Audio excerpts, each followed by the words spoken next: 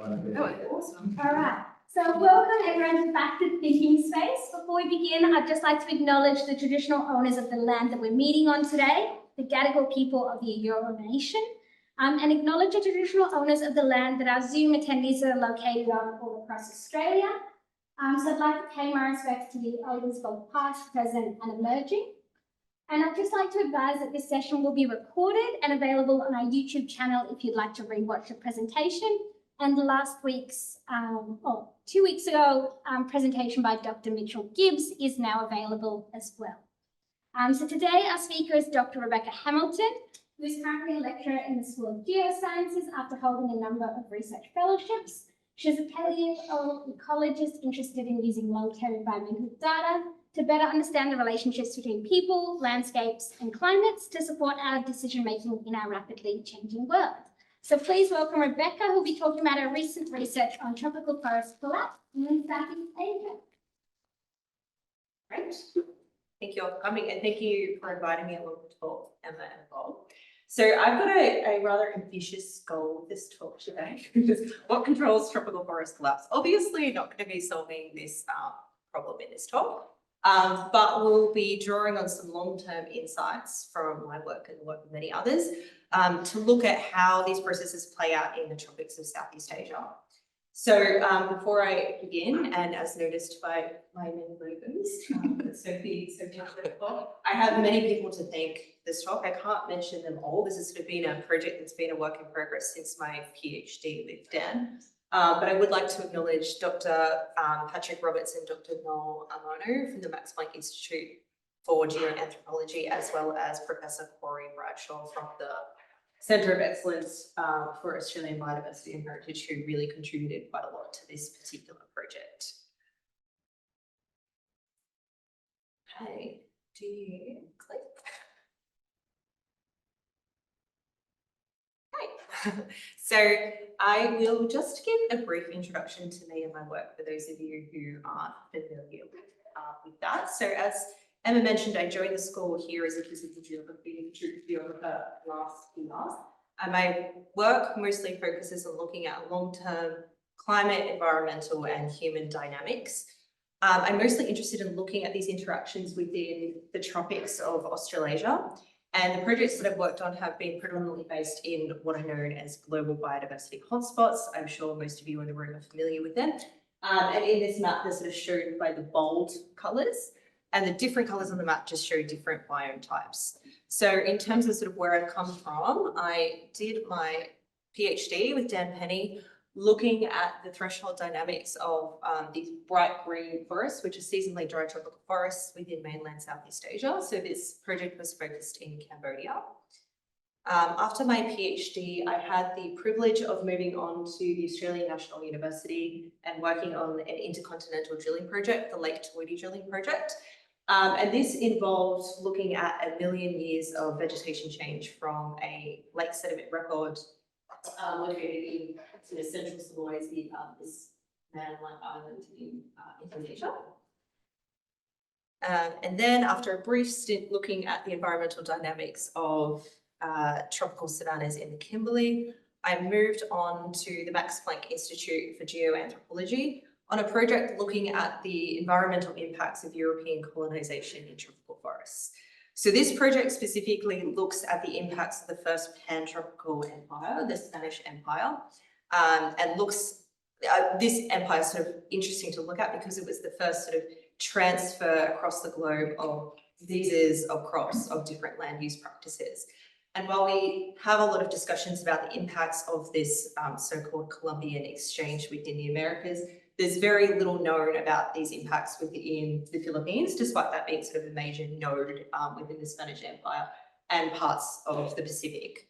So I've sort of brought that project with me in its sort of final ends to Sydney University. And I'll be also working on a project looking at the environmental impacts of industrialization, particularly looking at the meat industry within Vietnam, Thailand, and India. So that's a project starting mid this year.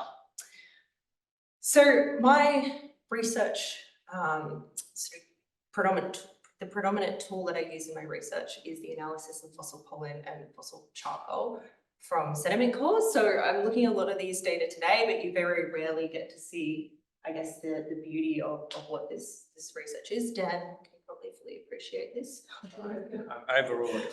Yeah. So I reconstruct these from sediment cores and then contextualize these vegetation and fire changes within changing shifts in climate. Obviously, the magnitude and scale of which depends on the temporal framework that you're looking at. So the million years being that longest record in Sulawesi and up to sort of the upper Holocene for some of the more recent work that I'm doing. And also looking at these changes in the context of changing and intensified land use across this region.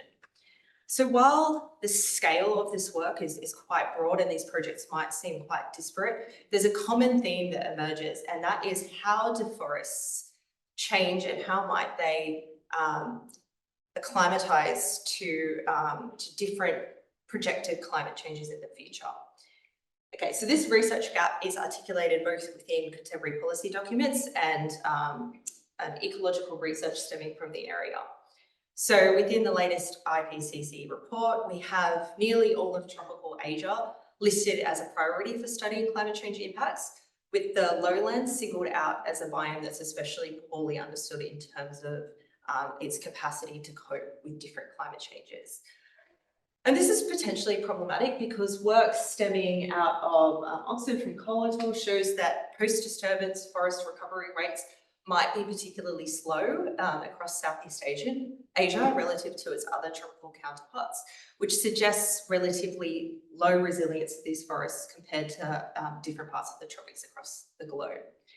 This is compounded by the fact that habitat loss in Southeast Asia is among the highest and most severe in terms of biodiversity loss. So some pretty staggering statistics here. Between the 90s and 2010, we had 1.6 million hectares of forest lost. And we're on track to lose 40% of the region's biodiversity by 2100 if we keep on going on our current route. And sort of what's sort of interesting about all this work in the context of sort of where forests are at now is that we're actually starting to potentially see some loss of resilience in these systems, particularly in terms of their capacity as a carbon sink. So this bottom article just notes that nowhere is the shift from carbon sink to source happening more rapidly than in Southeast Asia, and nowhere else are the combined pressures of land use and fire on ecosystem carbon dynamics more evident or consequences more apparent. So I just want to highlight this here because I think we often think about different parts of the tropics as being really important in terms of this sink to source carbon shift, and perhaps Southeast Asia doesn't quite get its recognition here. So I'll come back to this point. In terms of the paleoecology community, so the space that I'm working in, the low resilience of Southeast Asia's forests has been highlighted in some recent papers, particularly as papers coming from Christopher Burster out of JCU, which suggests that during the last glacial maximum, so times when the climate was drier, more seasonal and colder, the peak of the sort of last ice age around 19 to 23 years ago, we had an abrupt replacement of forest with savanna. Okay, and just to note that this does support some older, bit more tempered research. So what that means is that forests, so the current forest extent in Southeast Asia here is shown in green and purple, but during the last glacial maximum would have been more significant because sea levels were lower and we have this whole continental shelf exposed. So this theory suggests that this whole region in the brown hash, extending from mainland Southeast Asia into insular Southeast Asia, abruptly collapsed from forest into savanna. So to visualize that, we have something that looks like this, some dense tropical forest being replaced with this open grassy community. So if we think about the fact that forests today account for 55% of global forest above ground carbon stock and 40% of the global terrestrial carbon sink, and that Southeast Asia's forests, including the Pacific, comprise 1/3 of tropical forests on Earth, you can start to get the sense that this would have had a pretty significant impact on past carbon dynamics, as well as biodiversity impacts. And if it were to happen in the future, that also would have pretty significant impacts. And while you might wonder how this sort of past deep time research might be relevant to the present, we can actually see this process called savanization happening or potentially happening in the Amazon. And this is highlighted in contemporary popular science research, as well as in the media. So I'm sure many of you will have read about this concern that the Amazon is approaching this tipping point where the tropical forest region will sort of rapidly convert to savanna. And within global tipping point modelling, predominantly stemming from Tim Lenton's lab, the most recent paper being here, where this image is from, you can see that this Amazon rainforest dieback, essentially this savanization, is identified as a global climate tipping point at 2 to 4 degrees, so sort of where we're heading to right now, with obviously pretty big impacts in terms of the global carbon cycle.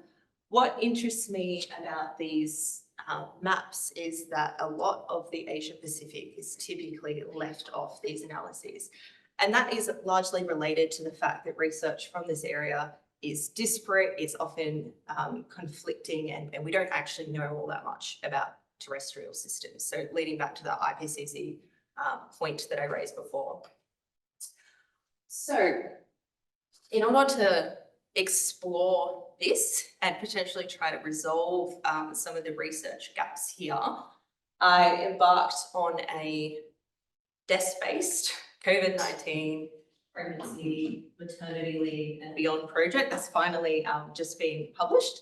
And that is to review and synthesize and remodel essentially every single paleoecological data set that I could find from mainland Southeast Asia.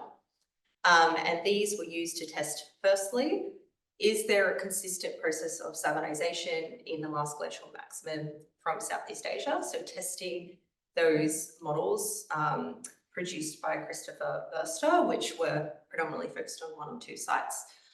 And then using the results of the synthesis to actually start thinking about what contributes to ecological sensitivity and resilience within this part of the world. So for instance, if there's a shift from forest to savanna, what might be driving that? Or if we don't get that shift, what might be contributing to resilience? Okay, so to do this work, as I said, I collated every paleoecological source that I could think of. And these can be broadly lumped into 2 categories. So we have time series data here and point data here.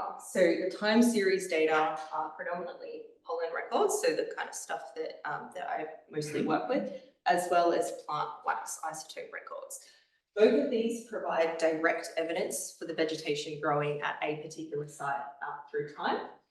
And they're really useful because they mostly derive from lake, marine or cave sediment cores. So here's a sediment core, and if you subslice it through time and data, you can start to build a comprehensive picture of what or how the environment changed at a single site through time. So you get a roughly sort of contiguous time series. But we can also use point data to infer past habitats. So for this paper, we looked at fauna fossils, and particularly my colleague Noel Armano from the Max Planck Institute of Geoanthropology looked at these, drawing on all of the faunal fossil information that he could get and doing an amazing work at doing habitat classification of all of those fossil types.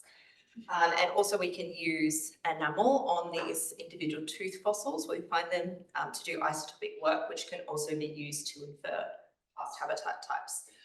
But these data are limited in the fact that they're point data, so you don't get a contiguous series through time. So most of the work that I'll be focusing on is this time series data, but I did also just want to acknowledge that that these data were included in the paper, the point data, and also Noel's significant contribution to that element of this research.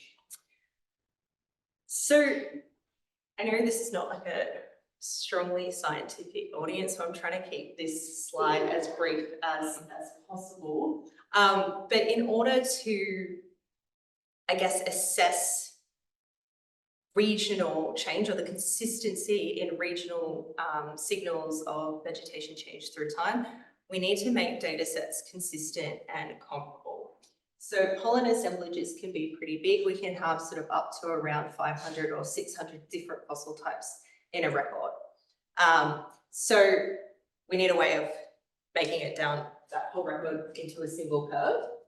So from Southeast Asia, we had a total of 24 pollen records, 18 progressed to the statistical analyses. And what we did with all of these pollen records was just generate simple grass to tree ratios. So that's essentially summing up all of the grass pollen grains we find in a sample and all of the tree pollen grains we find in a sample and making a ratio. And hopefully it's apparent that higher values in this ratio would indicate more savanna-like conditions. So if you imagine we have time versus grass to tree ratios and you get an increase in grass to tree ratios, you would have that expansion of a more open community. Plant wax isotope data in some ways are a little bit easier to manipulate. So we had 13 records and 8 progressed across to the statistical analyses.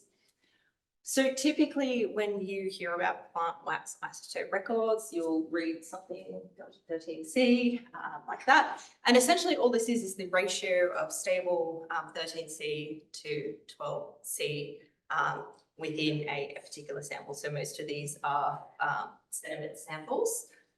And you don't really need to know anything about this ratio, except for the fact that it can be used to distinguish between plants using a C4 photosynthetic pathway and plants using a C3 photosynthetic pathway.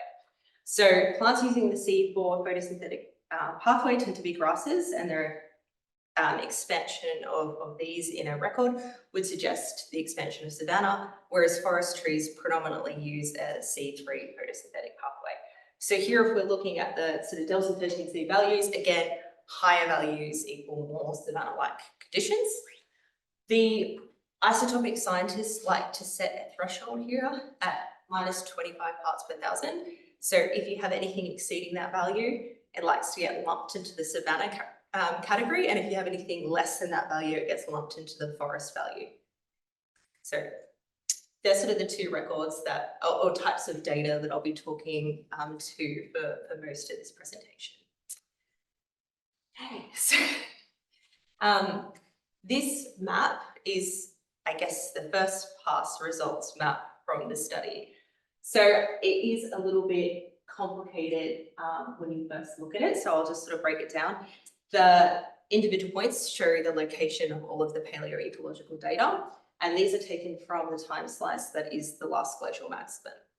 The colours of the different points are probably the most important thing to talk about here. So green colours are forest types, sometimes different forest types. The purple colours are mixed or seasonally dry tropical forest types, and the yellow colours are savanna, okay? So for instance, this point says that it was predominantly forest during the last glacial maximum. The different shapes represent the different data types, okay? So circles are pollen records, semicircles are cave isotopic records, the squares are leaf wax isotopic records, and all of the other symbols are the point data that I was talking about earlier on. Then the final element on this map are these little up and down arrows. So the colours of these arrows represent what's happening in terms of the individual time series records. So we have red or orange, we have an opening signal, and where you have black or grey, you have a closing of the canopy signal. And where you have white arrows, you have a stable or no response seen. And the time periods that we're looking at is that transition into the last glacial maximum. Those are all the arrows pointing up, and the arrows pointing down is the transition between the last glacial maximum and the Holocene. So just as an example, if we were to look at this point here, CV19, it's a pollen record. It shows that the LGM was characterized by forest, and we have quite a lot of stability. We don't have a significant change going into and out of the last glacial maximum. Whereas if we look at this pollen record down here, it's 50% forest, 50% savanna. And we have an opening as we come into the last glacial maximum and a closing as we go into the Holocene. So while it is quite crazy. You can hopefully pull out some themes from this. The first is that that there are quite significantly forest signals in most of the pollen data sets and some of the Delta 13C records. So the only pollen records showing savanna are typically located sort of in the southern part of the site. And that's because these records are probably getting a strong grassland signal from Australia. Okay, so even classifying them as savanna here is a bit tentative. Where we do see savanna signals, they pretty much only occur in these cave isotopic records, which are the records that were used as the basis of that Christopher Burstow work proposing the existence of the savanna corridor. And some records, quite a few records, particularly in the southern and eastern part of the region, show opening and closing. So they're showing some dynamics to the last glacial maximum climate. But overarchingly, we don't see a consistent savanna corridor occurring during the last glacial maximum. And that then leads us to the next question. Are there clear drivers, particular processes that we can tie down that determine why some of the records show opening and some of the records are stable? So that's what we attempted to do next. In terms of the key processes that we thought might be influencing habitat change, we thought methodology might be one, so particularly because we seem to be getting different responses from the different data sources. Could be related to site type. Is an enclosed small lake showing a different signal to a large open marine basin, which would pick up a much more regional signal? How does biogeography play out in this? So we know that Southeast Asia is split into pretty important biogeographic zones. Do we have more resilience in perhaps the Asian influenced flora versus, for example, the Australian influenced flora? Is it something like distance from the equator? Do we have more stability right in the tropics and then instability further towards the more seasonal zones? Or might it be related to elevation? Are highland forests more resilient to climate change than lowland forests, for example? So to test this, we took those time series data, made them standard. I can talk through the stats if anyone is interested in that, and correlated them to see which are related to which. Okay, so this is a correlation matrix for those of you who haven't seen one before. These are all the individual sites classified into Delta 13C and pollen, and then the sites are represented again along the x-axis here. Where we have red colours, we have I guess a significant positive correlation. The records are doing the same thing.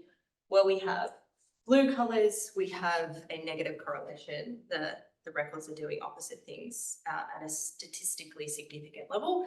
Everything that's blank is not showing any correlation. So what we found through this matrix is that methodology and elevation are the two important, I guess, variables that influence whether the records relate to each other or not. So specifically, the Delta 13C records seem to be more sensitive to showing an opening change than the pollen data, suggesting that these methods have different variables for detecting habitat change. And montane forests, higher elevation sites seem to be doing something different from the lower elevation sites. So the next step that we did then is isolate all of the records according to methodology and elevation type. And this was the sort of the final result from those analyses, the last graph that I'll show you today. So the x-axis here represents time, and each of these represents a summed category of one of those, I guess, process types identified.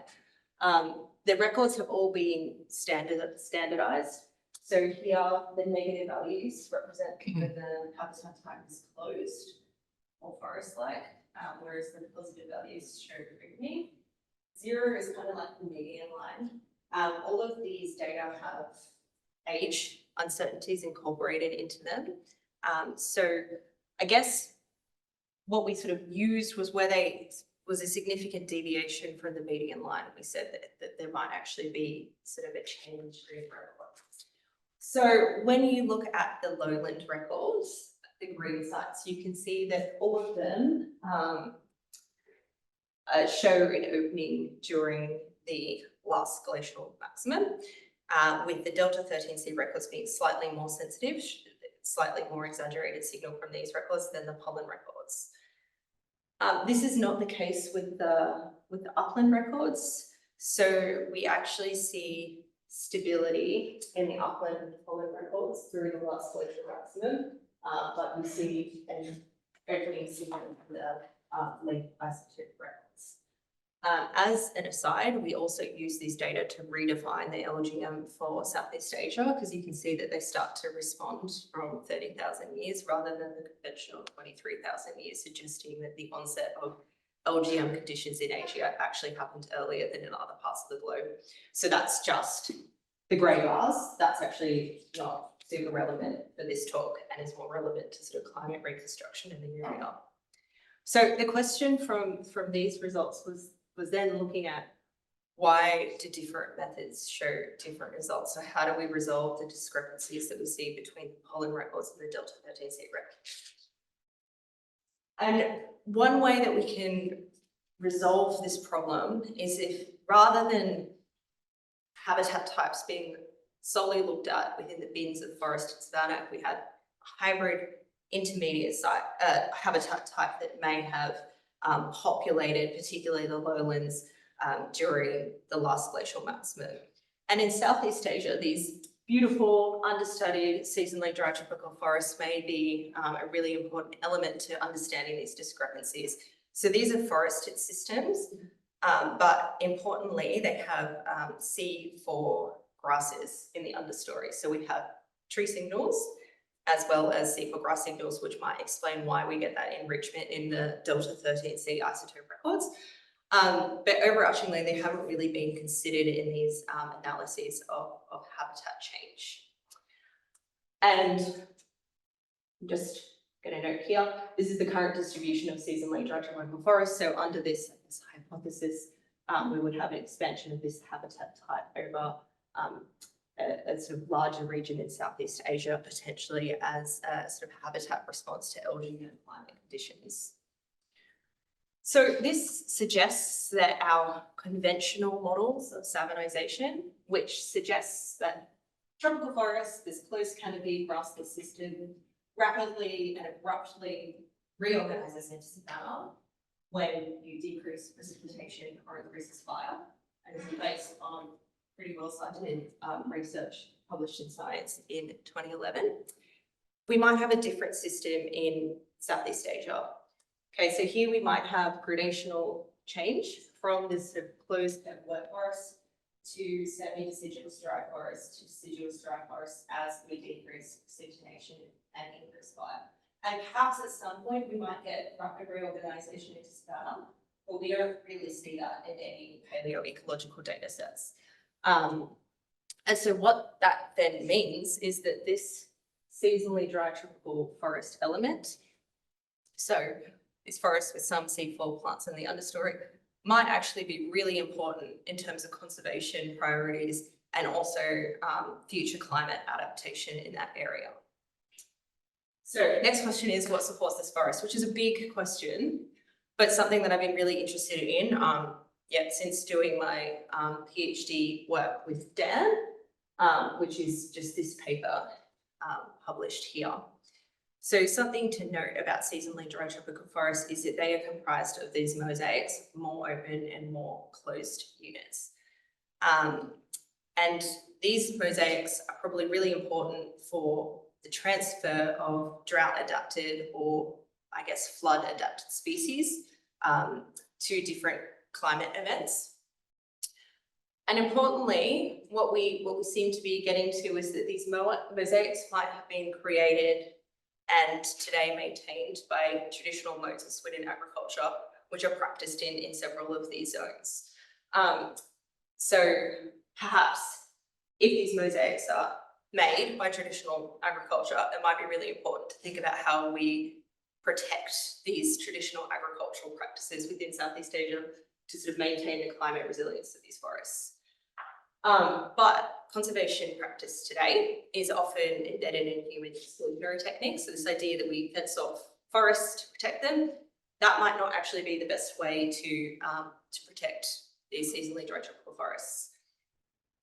Similarly, we have this process right now where Swidden agriculture is often seen as damaging to the environment, which is, I guess, given as justification for conversion of Swidden zones to monocropping today. So that's happening in different places across Southeast Asia, and I'm sure many of my geography colleagues here can speak to that. So in terms of future research directions, I think nutting out some of these processes that support and sustain seasonally dry tropical forests is important. And I think that it's important to try and get some long-term data sets that go back in time, perhaps even to before when people started applying Swidden agriculture, to reconstruct the dynamics between humans and forest types through time. I would suggest that this focus should be placed on zones where traditional land management practices are still being used, which happens across Asia in many sort of highland zones, which are less or have been less brought under state control until recently. So a concept explored by James Scott in The Art of Not Being Governed. And of course, more research from seasonally dry tropical forests is needed. I also think there's a place to look at the social, cultural elements of climate resilience in these places, which is actually one of the reasons why I'm quite excited to join this geography school, because I know many of you have knowledge around that.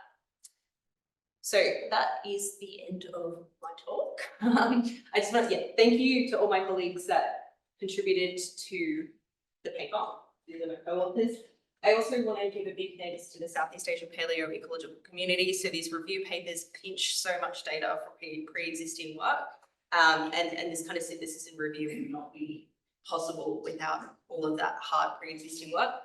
I just want to give a shout out to the late and great Jeff Hope, who was one of the pioneers of Southeast Asian paleoecology, and I had the privilege of working with him at the Australian National University. Also, that's it for me.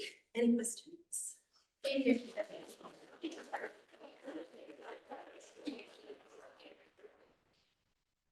Thank you so much for sharing such long-term research with us and all the interesting results you found. Before we go to questions, we'll just have a few comments from Bob Fisher, just talking about forestry and his experiences. Okay, Do you want thanks. to stand up here, Bob?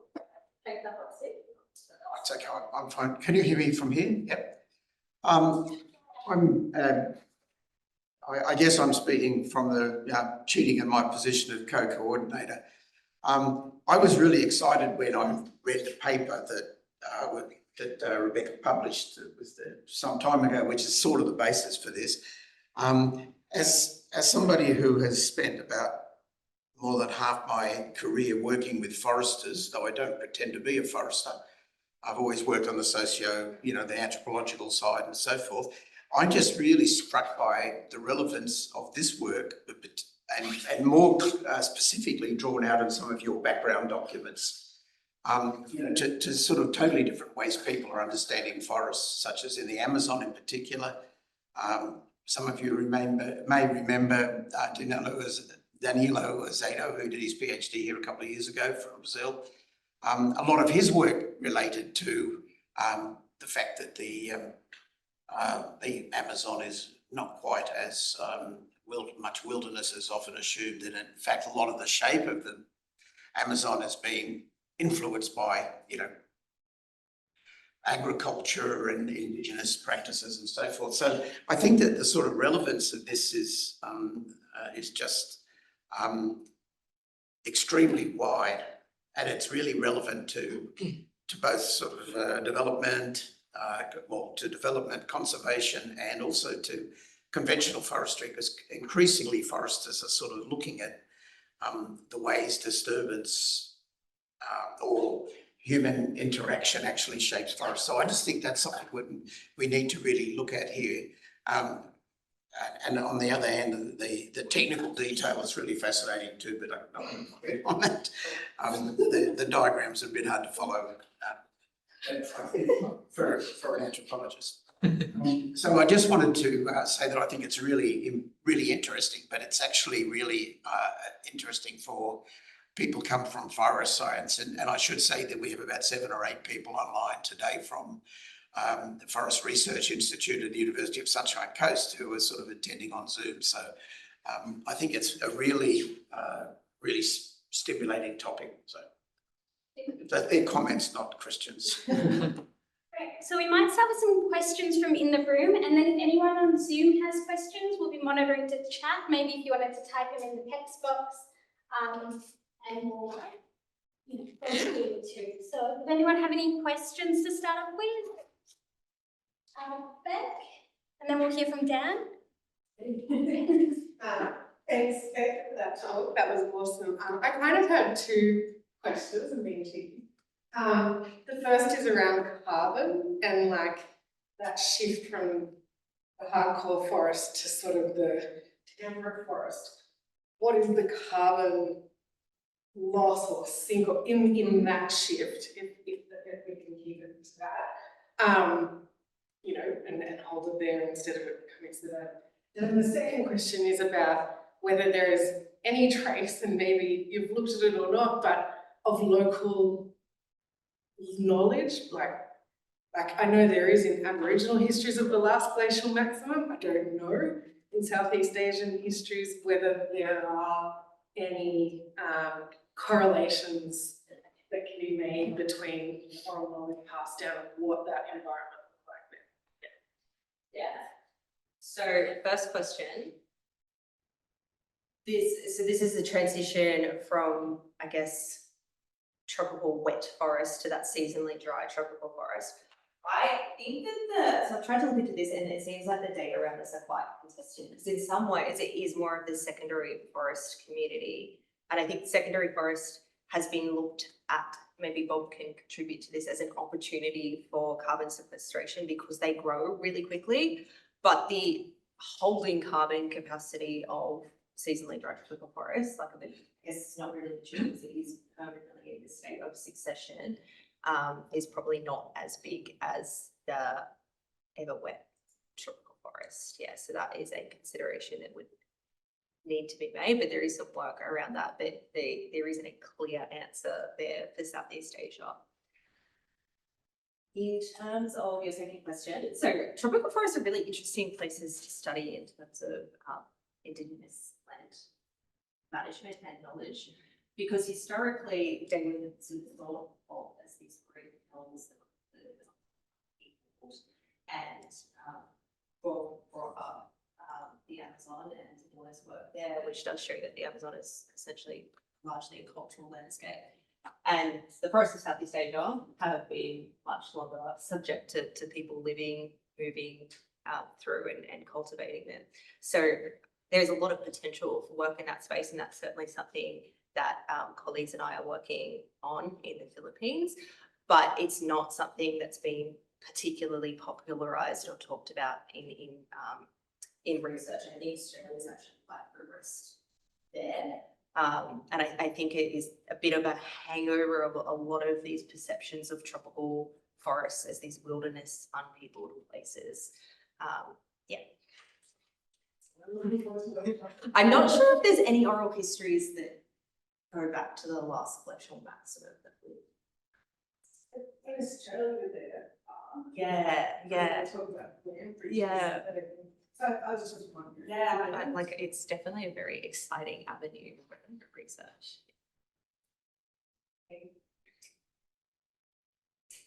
Yes, sorry, I was daydreaming. Yeah, I've also got 2 questions, one of which is a technical Dorothy Dixer and one of which is a more conceptual one. So the small one first, how did you deal with, you're talking about grass to tree ratios in all this data, pollen data. How did you deal with the local? The wetlands in each of those records. Each of those records entirely, okay. The second question relates more broadly, this idea of savanna corridors in Southeast Asia has been really closely associated with human migration through that region. Obviously your data don't go back 70,000 years, but it's likely to have been more forested back then than it was in LGM. This argument that you're making that that, you know, it was probably more forested, or there was a different, we need to reconceptualize what we mean by forest savanna boundaries. How does that alter our perception of migration of humans through that corridor or that region into Australia during the last glacial cycle? Yes, so that's a very interesting question, because research from Australia keeps pushing back the date of arrival. So obviously the LGM and the Savannah corridor was initially very exciting because it was a lot of people moved through it. But the date has been pushed back now to 65,000 years. So this project actually started at 123,000 years ago to the present, and it's all of that. So I just cut out the LGM chunk of that. We can see that the forests of the LGM actually aren't that dissimilar from what we see in MIS3, the marine isotope stage that preceded the last glacial maximum one. The implications of this study in terms of resource spaces are quite significant. So the idea was that if you had forests being replaced by savanna, you would have a complete overturn of resources. But this theory suggests that rather than an overturn of resources, you just have a diversified resource space for both fauna and humans moving through the area. And certainly in the fossil record, that's something that Noel works with quite a lot, is we don't see an overturn in fauna through the area, which also supports this idea of a diversified rather than overturned resource base. But certainly I would imagine that having access to more resources during the LGM might have actually been a reason to facilitate migrations and occupations through mainland Southeast Asia. I think Sophie, and then we'll hear from Jill. Thanks, Beck. That was awesome. So I've got a tricky human geography question, which kind of builds on back to the room then. which kind of builds on Beck. And I don't mean it to be provocative. I'm just interested in your thoughts on this. But so I'm wondering, in that project you were talking about in the Philippines, you're interested in trying to understand kind of imperial trade routes and their impacts in human environment relations in the Philippines, right? And so I'm wondering, you know, you're explicitly interested in kind of colonialism and its impact on environments. I'm wondering for you what it looks like, and that's driven by a kind of decolonial imperative, right? I'm wondering what this looks like to think about, and some of, yeah, I'm kind of going around in circles. Some of the work you've done with Michael Fletcher, for instance, has this real decolonial imperative. And so I'm wondering what it looks like to think about decolonizing this scientific work. And how you might approach that. Yeah, so I guess one is thinking about breaking down some of the binaries that are discussed in research. So I'm going to talk about that in a second. The second would be just actively collaborating with local collaborators at every site that we go to, which is certainly something that we do as part of the Petropocene project, and encouraging leadership there. I guess sounds like a bit of a short answer to that. In terms of methodologies, so I did another big spot by COVID initiative looking at actual forest response to colonization. So there is this idea that in the Americas, the Spanish arrived, indigenous populations died, and had a forest regrowth, and then we had a dip in CO2, and that's the start of the Little Ice Age. But if we actually look at the paleoecological evidence, which for some reason hadn't been done before, I guess it takes a lot of time, from the Americas, from the Philippines, and from the parts of the Pacific occupied, you can see that the response to colonization was nuanced. So certainly in some places you do get that afforestation, which would suggest a large depopulation of the area. But in montane areas, you actually see, in many cases, intensified land use. And so I've got a record from the Philippines, which I'm really excited to work on at the moment, that shows that. So we get increased indigenous land use following colonization, which actually, I guess, points to the adaptability and resilience of a lot of indigenous people in response to colonization. And I think this narrative that they're is simplistic. So I feel that it's really important to understand some of those population nuances, because if we just assume that everyone died, as has been the case in Australia, then it's really easy to split the resources and move on with conservation of areas that exclude indigenous land use as part of a conservation. Yep. In terms of contemporary approaches and how this paper might fit into what's going on in the here and now, it strikes me that when we talk about the kind of managed landscape that you're talking about, you know, your middle model, that is so very relevant to the biodiversity targets that are coming out, 30 by 30 targets, which specifically and very financially are encouraging state parties effectively to adopt OECMs, other effective conservation measures, of which this could be an excellent example. So really, have you thought about maybe contemporising this in terms of that kind of traditional PA approach being completely updated in the here and now? I think that would be an excellent future research avenue. I do think there is like a place to get more long-term records that hopefully go back deep in time enough to get the pre-people signal and then moving into the people signal to actually inform this as a solid empirical basis for saying that this is important and this has been an element of these systems over really long time periods. But certainly articulating this work with policy is really challenging and does require that contemporary perspective.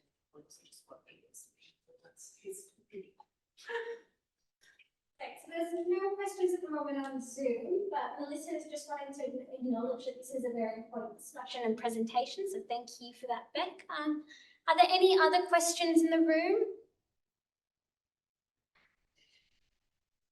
Are novel ecosystems a thing in terrestrial paleoecology? So as I was looking at your talk, it reminded me of my colleague John Pandolfi, who's a marine paleoecologist, and he's done some really interesting work identifying novel ecosystems in the marine realm. And when you were kind of talking about this non-binary switch there, it really got me thinking if you could use some of those novel ecosystem detection tools, he's got a whole framework for doing that, to really understand whether this is actually kind of a third state that that you're doing and where that third state might emerge. And so John's got I think a 2020 paper in Science where he used some sort of Jacquard similarity index for discerning that. But I wasn't sure, is that a thing in terrestrial paleo, the novel ecosystems? Yeah, I mean, how did he do it? I think he had a spatial data set to look at that. Is that correct? Yeah, I think he used marine plankton stuff for that, but he's also done it for coral reefs as well. Which I imagine you could do forest satellite detections. Yeah, and it might be neat, particularly, and it might be really cool for looking at OECMs to see whether those are actually kind of a novel combination of those, and what we're seeing is something that's not deforested, but also, you know. So. Yeah, I think that is the next step for this research. So we've sort of tried to make integrated time series, but now how do we take all those data points on the map and make them into a meaningful kind of gridded system that maps out these ecosystems is something that I'd be really excited to work with a spatial scientist to do. Yeah. I think we've got time for one more question, if anyone has.